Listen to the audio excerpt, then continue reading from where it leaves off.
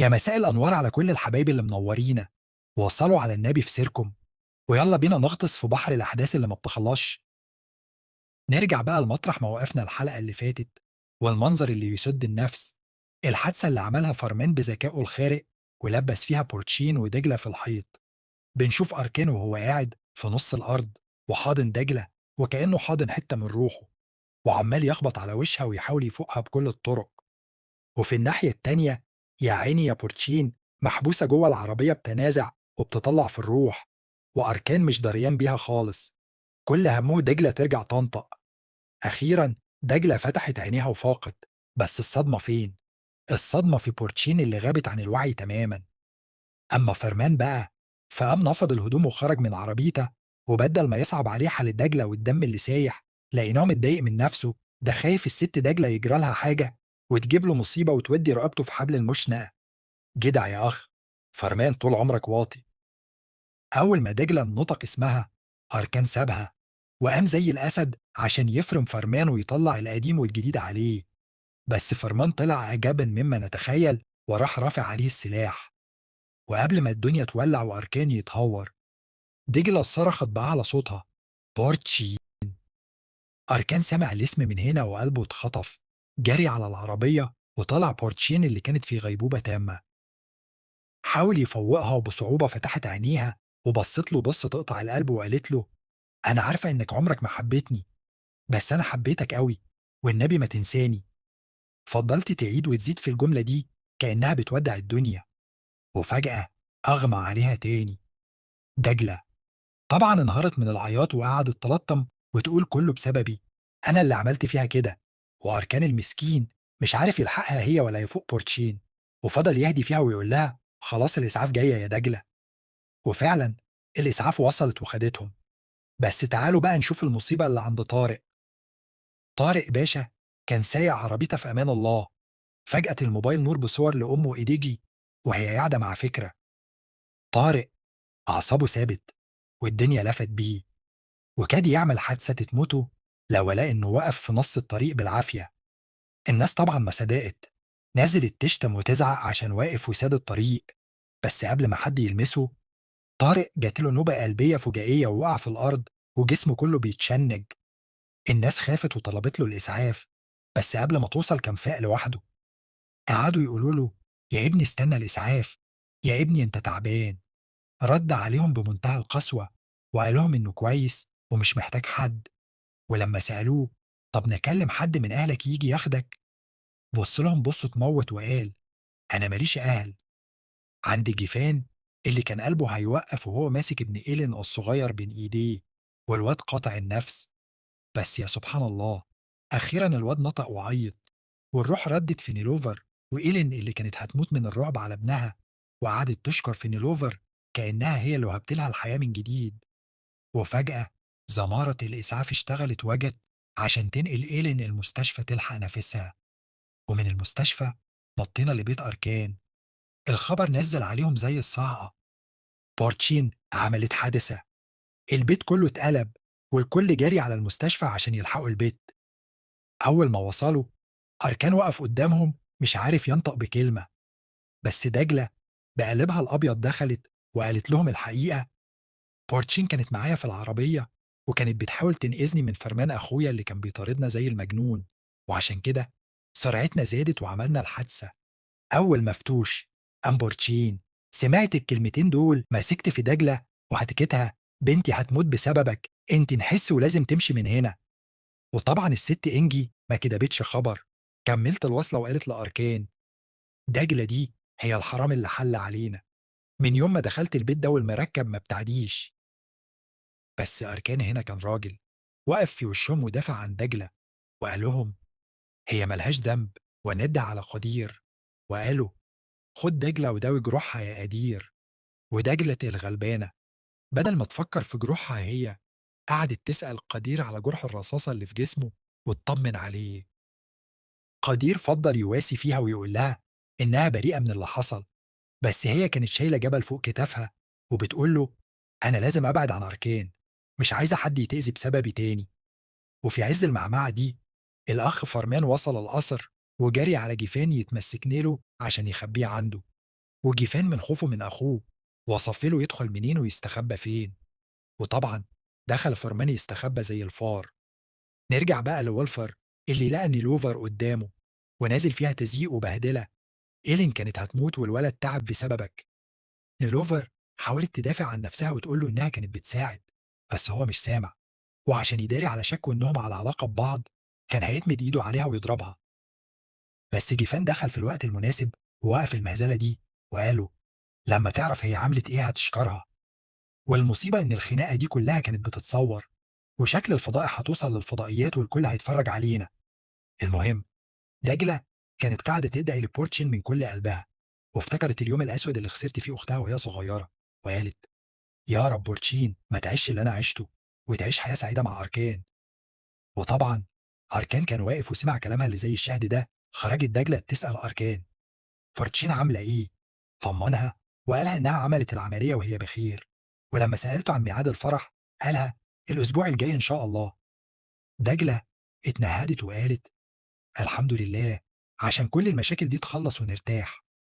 وصلنا بقى للمستشفى مطرح ما طاهر وصل وهو مش على بعضه. وأول ما شافته إنجي هانم نزلت فيه تزييق وتهزيق. أنت إيه يا أخي؟ هتفضل مستهتر كده لحد إمتى؟ بورتشين بتموت جوه وأنت ولا هنا بنرن عليك ومش بترد. طاهر بصلها ببرود وصدمها بسؤال وقع عليها زي الصاعقة هو مين أبويا؟ إنجي اتخذت وقالت له أنت اتجننت يا طاهر ولا جرى لعقلك حاجة؟ راح ردد عليها وهو باصص في عينيها أنت كنت على علاقة بفكرة؟ هنا إنجي اتسمرت مكانها وقالت له بذهول هو فكرة اللي قالك الكلام ده؟ وقبل ما الحوار يكمل دخل أسعد في الخط وبدأ يزعق لطاهر على استهتاره. بس طاهر كان جايب آخره، رد عليه وقاله أنت مالكش حق تكلمني أصلا، ولا أنت فاكر نفسك أبويا بجد؟ إنجي حبت تلم الدور بسرعة وراحت لأسعد تسايسه وتقول له معلش يا طاهر أصل أسعد جاله نوبة تعب عشان كده هو مش في المود. في اللحظة دي جت نيلوفر على صوت الزعيق عشان تفض الحوار. بس طاهر كان زي القطر اللي فاقد الفرامل، غلط فيها هي كمان، وكأنه جاي يشفي غليله في الكل.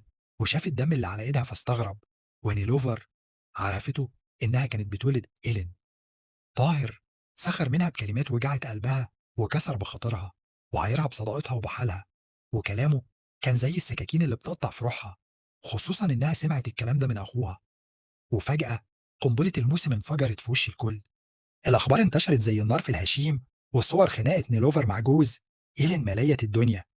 والصحافة بتقول إن نيلوفر بتخون صاحبتها مع جوزها. أسعد طبعا ما كدبش خبر، مسك في نيلوفر وهزقها فضحتينا. لا، عرفتي تكوني زوجة ولا بنت ولا حتى أم؟ آخرتها جايبالنا الفضايح في الجرايد. نيلوفر كانت واقفة والنار بتاكل فيها من كلام أبوها اللي ما بيرحمش، ومحدش حاول يدافع عنها غير أركان. أما دجلة بقى فخرجت بره المستشفى عشان تشم شوية هوا وتلحق نفسها من كتر الضغط. خرج وراها جيفان ونادى عليها. دجلة أول ما سمعت صوته اترعبت وحاولت تجري، بس هو جري وراها وحضنها وكان خايف عليها بجد.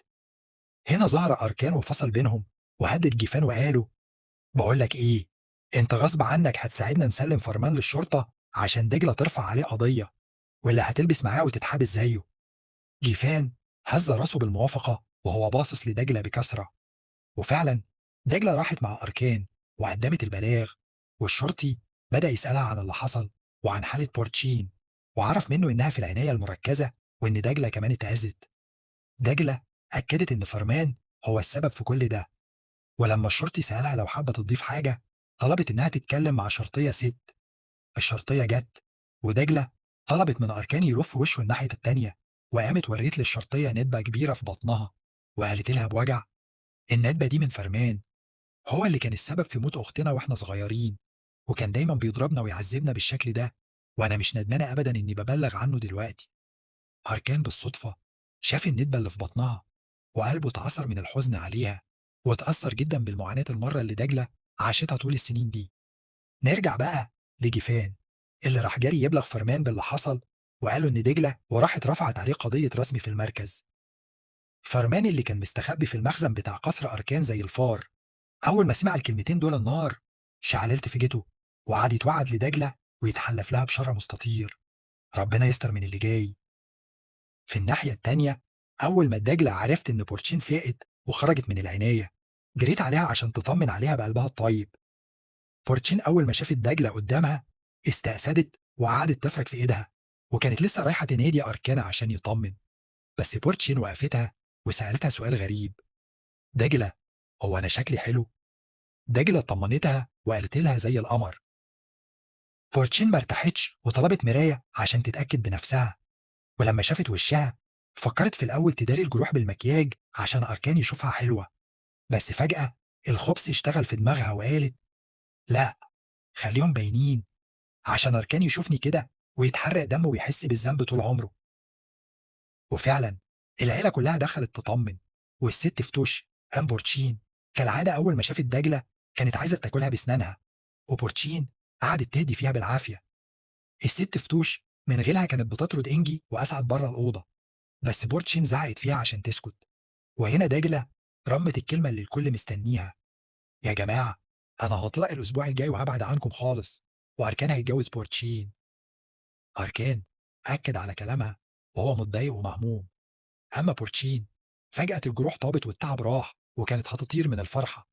وقعدت بقى تدلع على أركان وتتشكك فيه قدام دجلة اللي قلبها كان بيتقطع، وخرجت بره الأوضة وهي مش شايفة قدامها. وهي خارجة قابلتها نيلوفر وقالت لها كلمتين حلوين: انت بنت جميلة وتستاهلي كل خير، واعتذرت لها عن أي معاملة وحشة شافتها منها قبل كده وسابتها ومشيت. دجلة راحت لقدير وقالت له: أنا هبعد عن أركان، ومفيش مكان أحسن من دار الرعاية أعيش فيه، هناك هقدر أتعلم وده حلم عمري. قدير بجدعنته المعهودة قالها: أنا هوصلك لحد هناك بنفسي. وصلوا الدار، بس لقوا الدنيا مقلوبة. واحد واقف قدام الباب زي المجنون بيزعق ويصرخ: عايز مراتي، طلعوا لي مراتي. الأمن منعينه وهو بيشتبك معاهم. قدير دخل يحجز بينهم، ودجلة خافت عليه وقالت له: يا قدير خلينا في حالنا وملناش دعوة. بس الراجل المجنون ده ساب الأمن ومسك في دجلة ورفع عليها السلاح. قدير اتجنن وحاول يتدخل، فالراجل صرخ فيه: لو مراتها ما ظهرتش دلوقتي هخلص على السنيورة دي.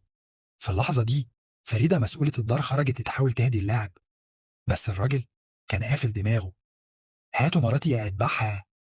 أخيرا مراته خرجت، وأول ما شافت دجلة والسكينة على رقبتها خافت عليها وقعدت تقول لفريدة: معلش يا ست فريدة، جوزي بيحبني وكان بيضربني من حبه فيا.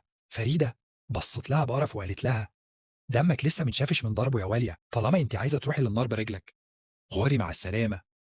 الراجل ساب دجلة اللي جريت في حضن قدير وهي بتترعش، والراجل خد مراته وماشي.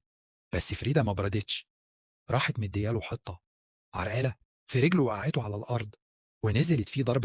دي آخرة اللي يجي على ست يا ناقص، ومحدش عرف يحوشها عنه غير قدير اللي قالها: كفاية يا ست فريدة، الراجل هيموت في إيدك. فريدة زقت قدير وصرخت فيه هو كمان من كتر العصبية. دجلة اللي وقفت قدام قدير وقالت له بقلب جامد: بص يا قدير، أنا هعيش هنا، المكان ده مكاني. وده طبعا بعد الأكشن والضرب اللي شافته من الست فريدة، حست إن ده الحصن اللي هيحميها. ونطير بينا على السجن عند طاهر اللي راح يقابل فكرة وجها لوجه. طاهر سأله بوضوح: إيه أصل العداوة اللي بينك وبين أسعد؟ فكرة رد عليه ببرود: دي حاجة تخصني، أنا واهم، مالكش دعوة بيها. طاهر مسكتش وقاله: أنا هعرف كل حاجة بنفسي، وأصلا أنا بكره أسعد.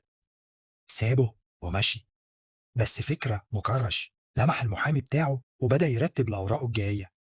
نرجع بقى للدجلة وهي قاعدة مع فريدة وبتحكي لها كل السواد اللي شافته من فرمان، وسألتها بوجع: هتقدري تحميني منه يا ست فريدة؟ فريدة طمنتها وقالت لها: في رقبتي يا بنتي، وعندي بدل المكان 10 أخبيكي فيهم. الكلمة دي نزلت على قلب دجلة زي الثلج، وحست إنها أخيرا في المكان الصح. بره بقى كان الكدير بيحاول يساعد الستات في الدار ويصلح المقارع اللي بايظة، بس فريدة طلعت له زي القضاء المستعجل وطردته: مش عايز أشوف وشك هنا تاني إلا لما تجيب لي فيش وتشبيه وتقول لي سجلك الإجرامي فيه إيه. قدير بجدعنة وهدوء قال لها: حاضر يا ست الكل، ومشي. دجلة صعب عليها وقالت لفريدة: ده قدير طيب والله. فريدة ردت عليها بكلمة واحدة: حرصي يا دجلة، الحرص واجب. أما الحية إنجي فراحت لبورتشين وقالت لها: خلي عينك وسط راسك، أركان واقع في حب دجلة لشوشته. بورتشين بخبث ردت: أنا هعيش معاكم في البيت عشان أكون قريبة من أركان وما يجفلنيش. إنجي طبعا طارت من الفرحة وحضنتها وقالت لها: تنوري يا مرات ابني، البيت بيتك. وفي الوقت ده أركان الحزين راح لدجلة وفضل يبص عليها وهي بتذاكر، وكان فرحان بشكلها وهي مهتمة بمستقبلها. سيلين لمحته وقالت له: إيه يا عم الحبيب، باصص على فين دلوقت؟ قال لها إنه بيطمن على دجلة وإنه قرر يسفرها إنجلترا عشان تبعد عن كل الوش ده. سيلين قالت له: أحسن برضه، الدار ده بتاع أمك وما ينفعش تقعد فيه.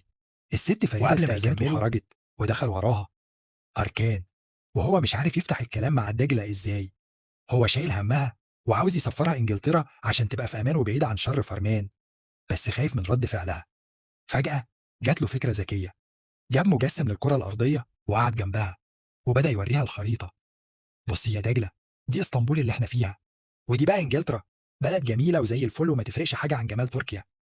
دجلة فضلت تبص للخريطة بتركيز، ولما شافت المسافة الكبيرة والبحور اللي بتفصل بين اسطنبول وإنجلترا وشها اتغير، وقالت برفض قاطع: يا نهار أبيض، إيه البعد ده كله يا أركان؟ مستحيل، أنا مستحيل أروح مكان بعيد عني كده. حاول يقنعها، بس هي قفلته وقالت له: أنا خلاص قررت، هعيش هنا مع الست فريدة في الدار. وقعدت تحكي له بانبهار عن اللي عملته المعلمة فريدة الصبح، وإزاي علمت الراجل اللي كان واقف قدام الدار الأدب وضربته قدامها هي وأدير. وقالت له بثقة: طول ما أنا مع فريدة هنا، فرمان ده مستحيل يجرؤ يقرب مني خطوة واحدة. بس أركان كان دماغه ناشفة ومصر إن السفر هو الحل الوحيد والآمن. ومن هنا بدأت الخناقة تشعل بينهم، والكلمة تجيب كلمة لحد ما الجو اتكهرب تماما. دجلة اتضايقت وقررت إنها تمشي وتروح لوحدها، بس أركان بجدعنته مرضيش يسيبها تخرج كده، وراح جاب عربيته وأصر إنه يوصلها بنفسه. وأول ما وصلوا، دجلة قالت له بكسرة: استأذنك يا سيدي الناس، أروح أشوف الخروف بتاعي.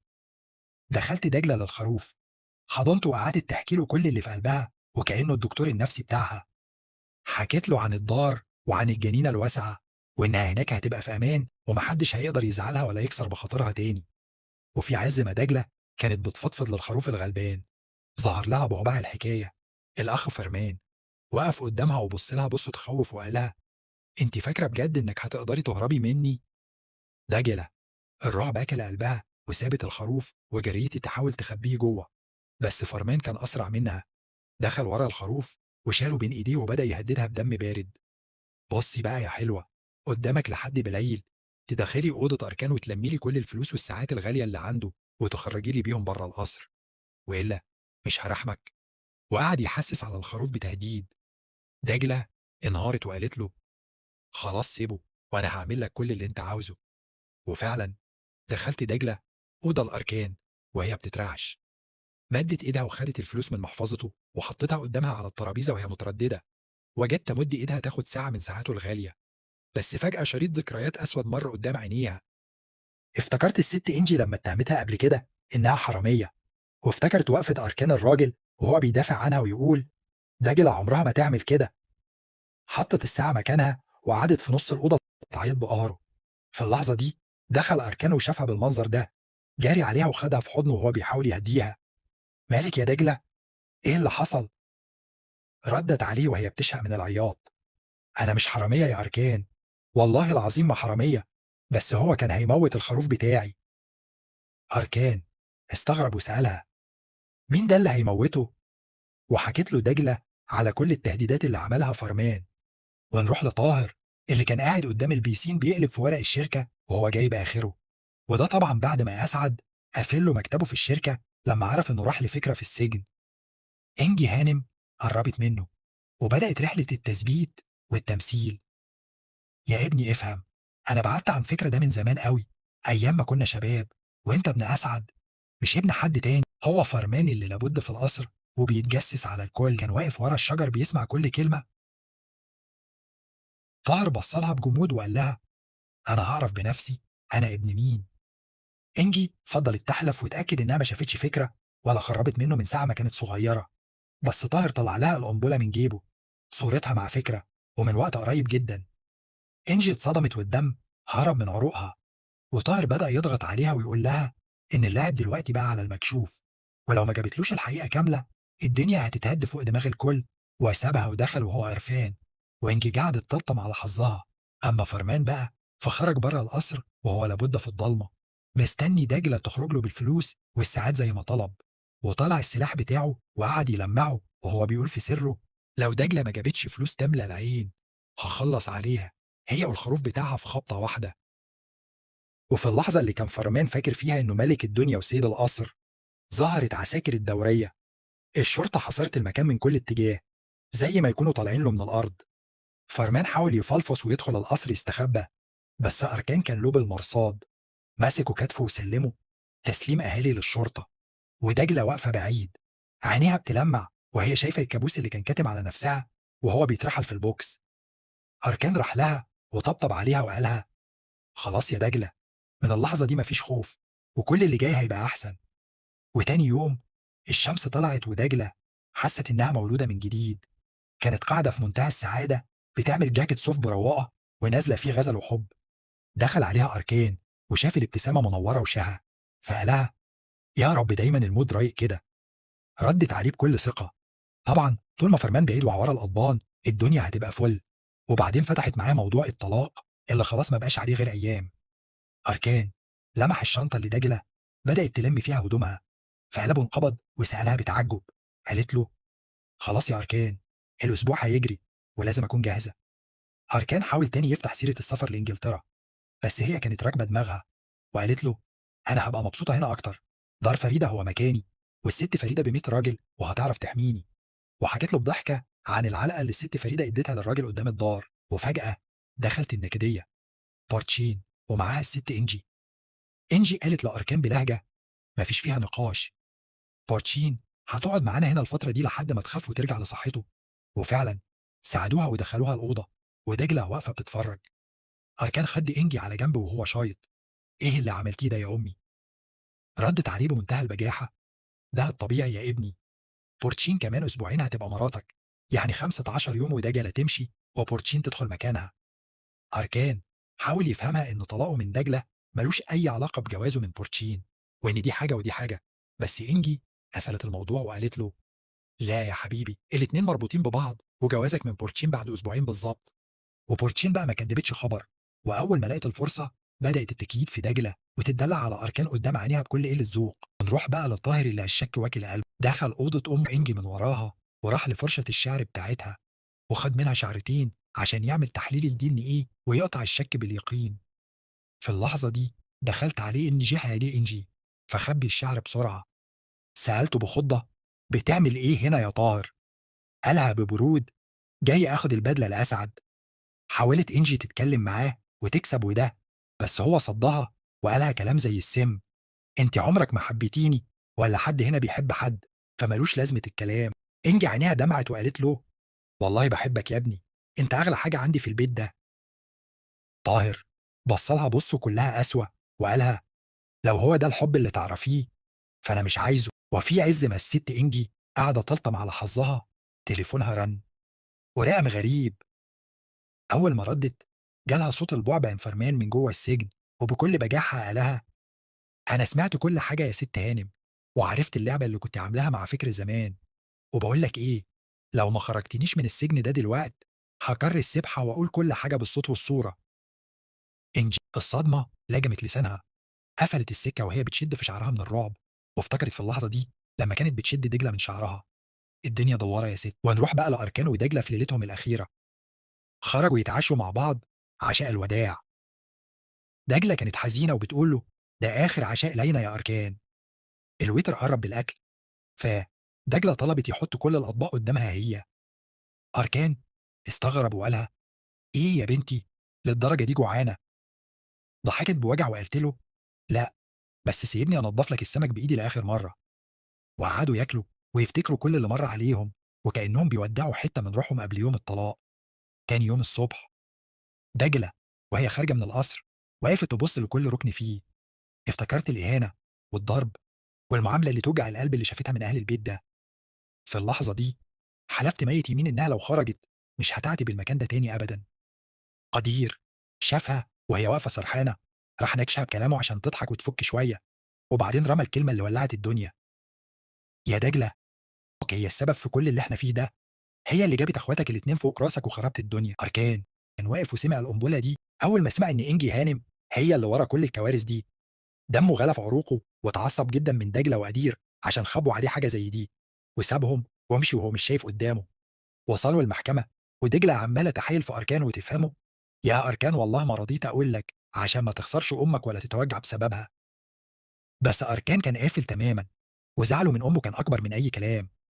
نده الحاجب على أساميهم ودخلوا قدام القاضي. القاضي بصلهم وسأل: يا ولاد، مفيش فرصة تانية ترجعوا لبعض؟ المحامي رد بسرعة: يا سيادة القاضي، الجواز ده كان أركان اتجوز دجلة بس عشان يحميها من فرمان اللي محبوس دلوقت، والسبب زال خلاص. القاضي بصلهم بخبث وقال: ما يمكن حبوا بعض بعد الجواز.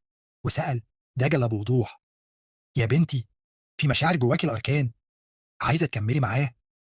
دجلة حست إن الدنيا بتلف بيها، بس عشان تنهي الوجع ده قالت: لأ، أنا عايزة أتطلق.